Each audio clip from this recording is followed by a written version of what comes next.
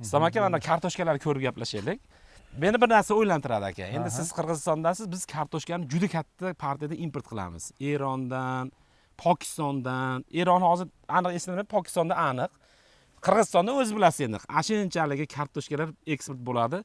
Bizda qanaqa imkoniyat bor o'sha eksportni qisqartirishda? Mana kartoshkalarni bir ko'rib gapirsak, sizlarda endi Qirg'iziston baribir haligi tog'li hudud, salqin hududlaringiz ko'p. Aholi kamligini hisobiga menimcha sizlar o'zlaringiz bemalol o'zlaringiz kartoshka bilan ta'minlaysizlar. O'zbekistonda juda katta kartoshka import bo'lib keladi. O'shanga qanaqa imkoniyatimiz bor bizda? Importni qisqartirishda, ajab to'xtatib qo'yalmizmi endi ilojisi yo'q. Assalomu alaykum. Yaxshi savol bo'ldi. Biz endi bu kartoshka bo'yicha ancha yildan beri izlanyapmiz, ishlayapmiz. Dehqonlar bilan konsultatsiya berish bilan birgalikda shu ikkita davlat o'rtasida qanday ish olib borsa yaxshi bo'ladi kartoshka liniyasi bo'yicha degan bir o'y ham bo'lgan. Albatta O'zbekiston bu buyuk davlat, nisbatan Qirg'izistonga aholisi ancha ko'p. Katta davlat. Talab o'shancha, kartoshkaga iste'molga bo'lgan talab yuqori.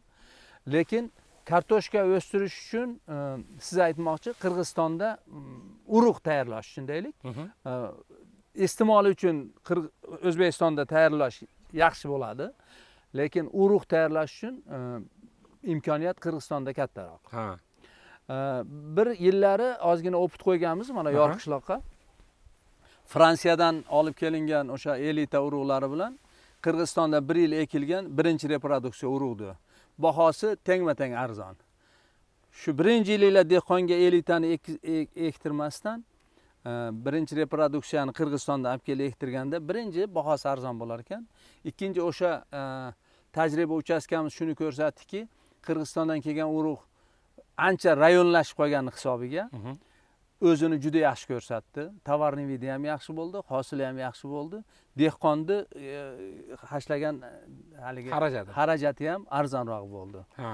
Urug'ning narxi arzonligini hisobiga ham shunday demoqchimisiz? Bo'ldi. Shunda biz bir fikr aytmoqchi bo'lyapmiz. Qirg'iziston cho'ng'alayi dengiz sathidan 2,5 metr balandda. Suvli yer o'zi 11,000 gektar tuzadi.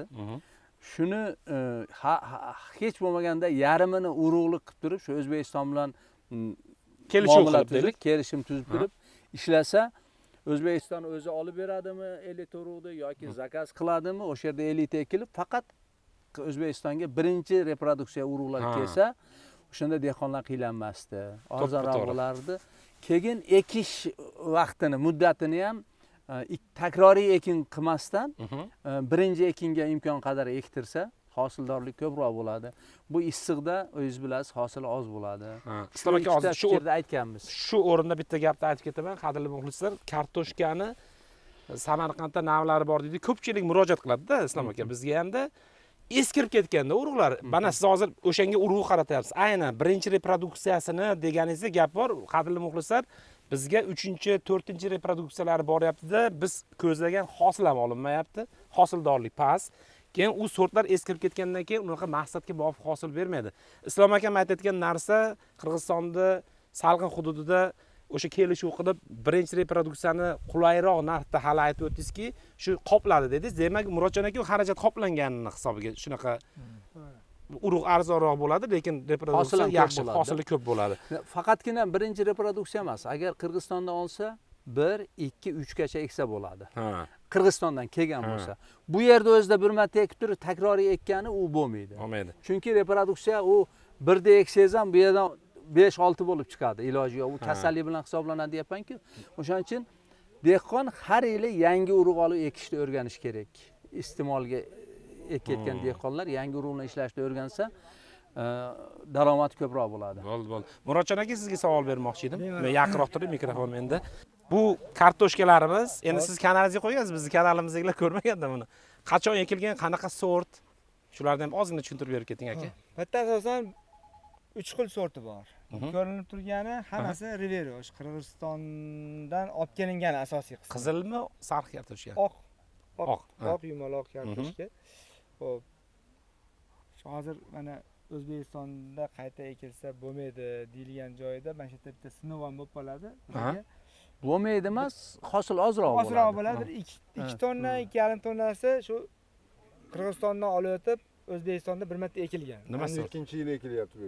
O'zbekistonda ikkinchi yil ekilgan. Nimasi u? Rivera, u ham Rivera, faqat Ikkalasi ham O'zbekistonda bir Rivera. marta ekilgan. Shu mana mana shudan shu Narigi Qirg'izistondan kelgani. Ha, Qirg'izistondan kelgan. Akam aytmoqchi bo'lgani bitta narsani aniqlik kirib ketaylik, muxlislarimiz tushunmay qolishi mumkin. Samaradorligi haqida Islom akam aytmoqchi bo'lgani, Xudo xolasa eksa bo'ladi, pastroq bo'ladi, lekin masalan dehqon deylik 1 gektar ekin uchun 50 million 60 million pul tikadi. O'rtachasi bu. ikkalasida ham, ikkala urug'da ham. Qaysida bo'lsa ham hozir 50 milliondan O'zbekistonda 50 milliondan 70 million so'mgacha 5000 dollar atrofida xarajati borda, qandaysiga aylantirsangiz. To'g'ri. O'sha samaradorligi past bo'lib qoladi degan gapni aytdi Islom akam. Shuni yana bir to'g'rimi? o'zimiz bu yerda o'zimiz yana bir qator ko'ramiz. Ko'rasiz, Mandalarda Xudo shundoq xolasa, bo'ldi. buni juda ko'p tajriba qilganmiz. Baribir hosildorligi oz bo'ladi. Agar kasallik tushib ketsa, chiqim ham ko'proq bo'lishi mumkin. O'sha kasallikka ishlamoqchi bo'lib turib, hech qachon undan ko'p bermagan.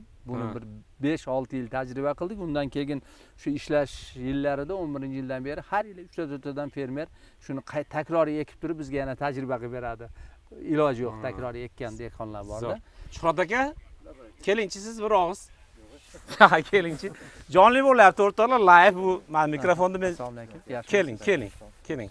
Agraverda Agraverdan keldim. aka, bu meni oldimga keling, men mikrofon beraman-da sizga. Agraverdan Bil vodiyga Shuhratjon orqali Men sizni ozgina anaqa ham katta tonnada katta sho'rolar aka, men sizni yomonlagan joyim bor ozgina, hozir tushuntirib ketaman.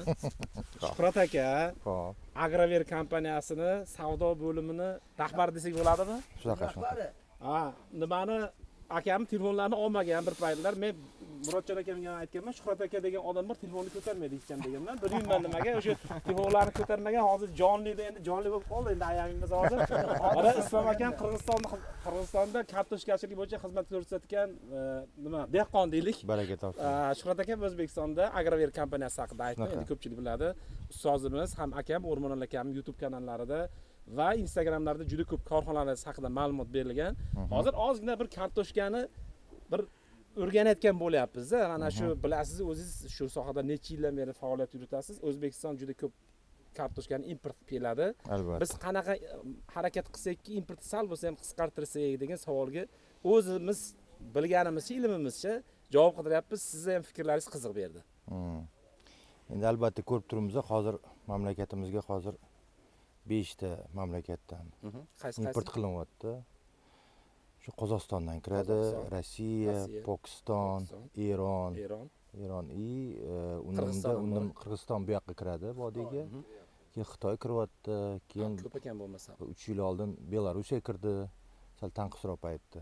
Demak, 7 ta mamlakat. 7 tagacha davlatdan biz import qilar ekanmiz. Shunaqa, chunki ehtiyojimiz juda yuqori-da bizda, mamlakatimizda. Shu nuqtai nazardan urug'ligiga keladigan bo'lsa, bizning kompaniya endi xabaringlar bor, yetish hojati yo'q. Bizda bir 5000 gektar yerimiz bor. Undan sug'oriladi yana 4,5 ming. O'sha yerda biz almashlab ekish sevaborotni qo'llagan nuqtai nazardan biz ekamiz har yili. Yomg'irlatib sug'orishda, Yomg'irlatib sug'orish, keyin tomchilatib sug'orish tizimi bor bizda. Surxondaryoda yerlarimiz bor. Shuni inobatga olib biz o'rta hisobda shu takroriy ekinga shu elitani ekamiz. Hozirgi paytda o'sha kontraktlarimiz Agriko, AZPC, keyin Rossiyaning Dokagen degan kompaniyasi bor. Shular bilan shartnomalar qilganmiz. Shu urug'larni hozir olib kelish taraddudini ko'ryapmiz hozir. Xo'p, endi savolga qaytsak aka, qanaqa yechim qilsak bo'ladi kamaytirishda? Shu navlar yangi bo'lishiga olib kelyapsizmi siz? Mana hozir kompaniyalar bilan shartnomalaringiz bor. Gibridlar kelganda birinchi reproduksiyasini sizlar ko'proq tarqatsalaringiz, shunda sal bo'lsa ham hosildorlik yuqori bo'lib, nimamiz importimiz qisqaradimi? Shunga qanaqa munosabat? Endi mani fikrim shu, mana shu o'zini kompaniyadan kelib chiqqan holatda, O'zbekistonda bo'layotgan sharoitdan kelib chiqqan holatda takroriy ekinni faqat shu ko'proq shu elita navlarini ekish kerak. Takroriy ekin deganimiz qachonga aka u? U shu iyun-iyul oylaridagi. Bug'doydan bo'shagan yerlar Murodjon aka shunda? O'sha mavsumga ekkan ma'qul, chunki buni o'sha yig'im-terim payti, salqin paytda bo'ladi. Shu sentyabr oxir, oktyabr oxirlarida bo'ladi. O'sha elita o'z xususiyatini yo'qotmaslikka olib keladi. Agar bizdagi misol uchun O'zbekistondagi iqlim sharoiti asosiyda misol uchun mana Nanay deydigan bo'lsa, yoki bo'lmasa sovuq hududlari bo'ladigan bo'lsa, o'tlarga elitani eksangiz bo'ladi. Endi ikkinchi navbatda misol uchun hozir asosiy ekinni ustun taraflari shundaki, hozir asosiy ekin pishgan mavsumida O'zbekistonga import qilinmaydi. Chunki chekka mamlakatlarda kartoshka bo'lmaydi. Shuning hisobiga bozorimiz bo'sh. Narxi ham shunga yarasha yaxshi. Mana misol uchun oldingi yilda prognozini qaraydigan bo'lsa, 4,5 mingdan 5,5 minggacha daladan sotildi. Yegulik kartoshka. Takroriyni yig'ishtirgan paytingizda bozorimiz import mahsulotiga to'lib yotibdi. Shuni hisobga olgan holatda asosiyga ekish kerak. Iloji boricha shu zamonaviy bizani omborxonamizga o'xshagan kichik bo'lsa ham omborxona qilib, o'rta o'sha mana shu asosiyni kovlaganingizdan keyin buni babram bo'tlida qo'lda kovlashadi-ku avaylab.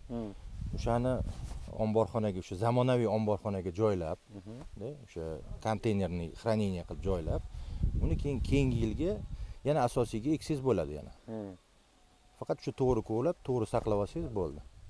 Endi uni misol uchun zamonaviy deganimki, uni tatbiq qilsa bo'ladi, uni inson qilgan ishni inson qiladi-yu. U yerda shu asosiy narsa konteyner, ikkinchidan shu namlik darajasi, kislorodni yengillab turish kerak ichkarida, misol uchun o'sha forchkalar bo'lish kerak. U forchka bo'lmasa bo'lmaydi babra. U bizda ko'p joylarda misol uchun mana hozir Samarqand ancha bu bo'yicha yuryapti, o'sha forchkali omborxonalar quryapti. Ko'p joylarda babra o'sha forchkasi yo'q joylarda saqlab, paletlarga taxlab qo'yishyapti. U yaxshi saqlash tizimi emas. U demak, saqlash tizimlarini ham mukammalroq qilsak yaxshiroq bo'ladi. Albatta, shu kerakda asosiy narsa. Endi bizdagi misol uchun turgan narsalardan o'sha bizani konteynerimiz o'sha avstriyskiy yel parodasidan qilingan. Shuni hisobiga o'sha yerda misol uchun kartoshkani o'zi turishi ham o'zi ancha yaxshi bo'ladi. Men savol bersam, 12-hozir aka 12-aprel 10 minut bo'lib qoldi. Bitta to'xtatib olamiz Islom aka. Keyingi qismga o'tamiz. 12-aprel 2026-yil Murodjon akamizni mana shu inson mehnatida biz endi turib gapiryapmiz. Murodjon aka hammani yiqqan. Xo'p, men o'zim ham mana bu yerda ko'rasizlar 5 ta, 6 ta kameraga olishyapti. Birinchi marta shuncha kameraga gapiryapman. Menimcha ko'pchilik bugun birinchi marta bo'lsa kerak buncha kameraga gapirishi.